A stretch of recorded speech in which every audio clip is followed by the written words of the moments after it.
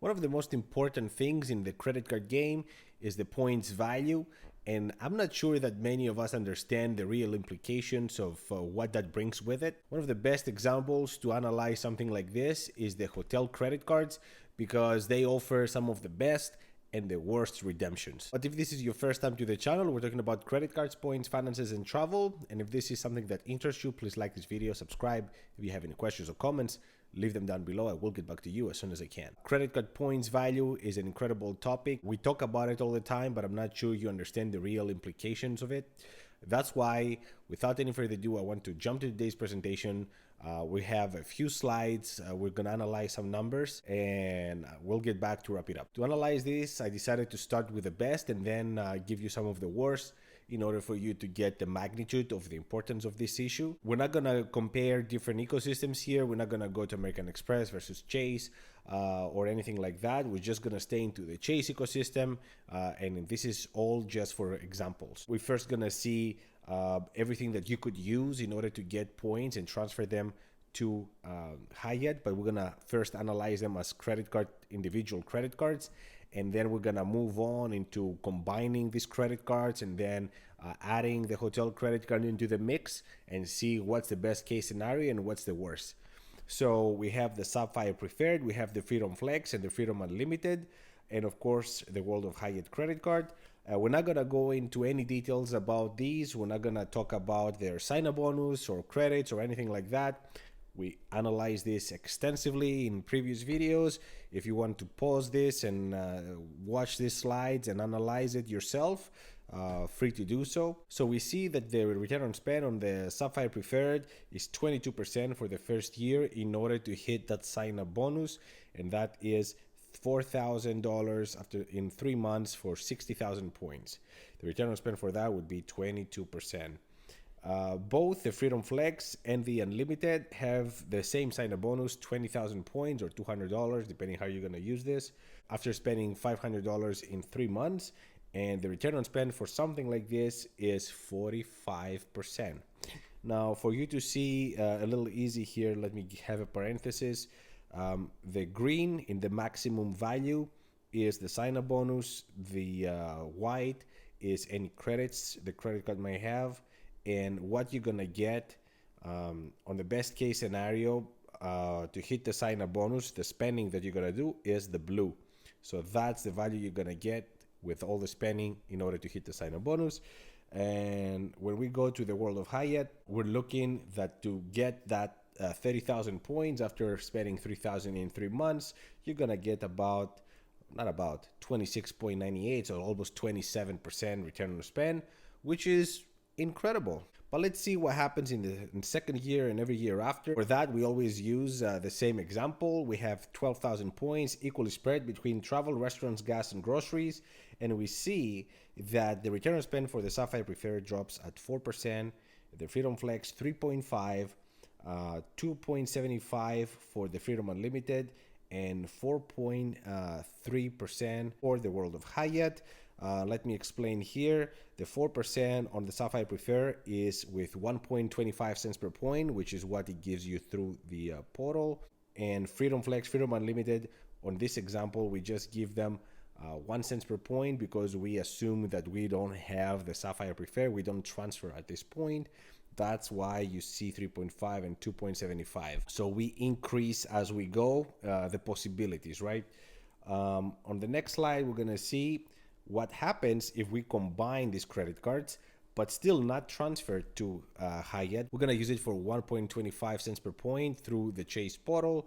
And we see that if we combine the trifecta and optimize our spending for the spending that we talked earlier, we're gonna get 4.28%. Which is almost the same as the World of Hyatt at 4.3. So practically they are the same at this point. But then we're gonna see what happens if we transfer these points to Hyatt. And this is where the importance of the transfer partners and good redemption comes into play.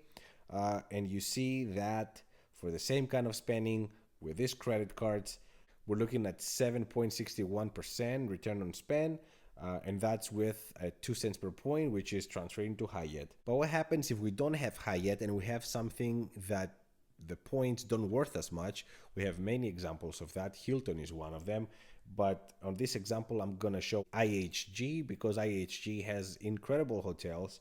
It has an incredible credit card that, as a standalone credit card, as we will explore, is incredible, but it's not good for transferring points. So the return on spend for all the Chase trifecta drops to 1.53% with 0.5 cents per point evaluation that the IHG has, unfortunately. While the IHG card itself can give you up to almost 6%, 5.78, and this is because it gives you that anniversary night that is about $200, and then the fourth night free. If you book a fourth night, it will be free. So you're gonna pay 3 out of the 4 nights. That could also be another $200. It could potentially be more, but it could be less. So it really depends. I'm just giving you an average here. But look at the difference, 7.61 on the Hyatt with 2 cents per point, 1.53 here on the IHG. Now we're gonna optimize. We're gonna have a quadfecta. Basically, we're gonna add into the mixture the world of Hyatt with a trifecta, and we see that the return on spend goes all the way up to 8%, which is incredible. If you think that you're basically going to optimize the points the best way possible, you're going to do all the spending to the right credit cards, you're going to then transfer to Hyatt.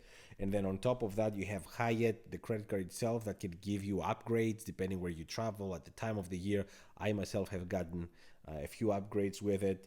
I also have experiences where I didn't, so it's a hit or miss on this one, but it's a potential. And finally, if you see the same scenario here playing with the ISG, look at this dramatic drop. We're looking at 5.18%, and this is with the fourth night free. And if you don't have the fourth night free, so if you do all that, but then you don't spend at least 4 nights in a hotel, you're only gonna get 3.5%, which is a whole lot less than 8%. And now you might say, but there's rumors that the Hyatt evaluation is dropping. They changed the categories. Yes, I agree with all that, but I did a little research before I did this video just to make sure and to be on the safe side. And I can give you a few examples here of how incredible Hyatt points are. So we're gonna go to London, UK. You're gonna see this hotel here, Great Scotland Yard Hotel, which is downtown London, basically.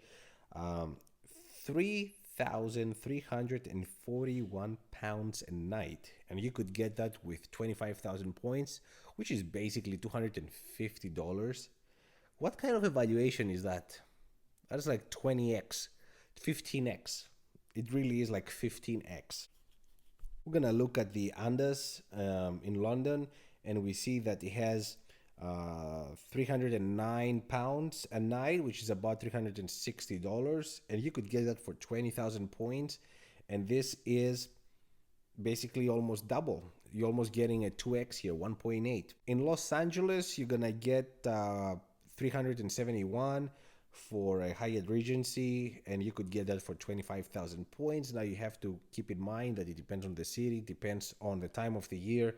These fluctuate, but still, incredible deal. You're basically getting for $250 something that's $371 for everybody else, plus tax.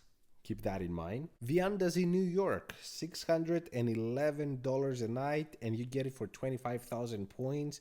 It used to be 20, now it's 25. I have seen it down to 20 depending on the dates I'm putting, but now it's 25 for these specific dates. It's still like 3x, it's 2.5x basically. Andas in Mexico City, $248. Look at the difference between the Andas depending where the place, right? Mexico City, Andas, $248, but you could get it for 15,000 points, which is like 150.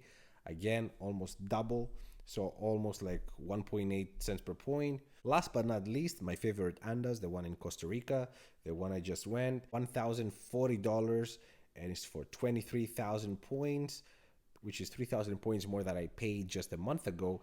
But at the same time, that's like 4x at this point, because it's like $230 instead of 1,000.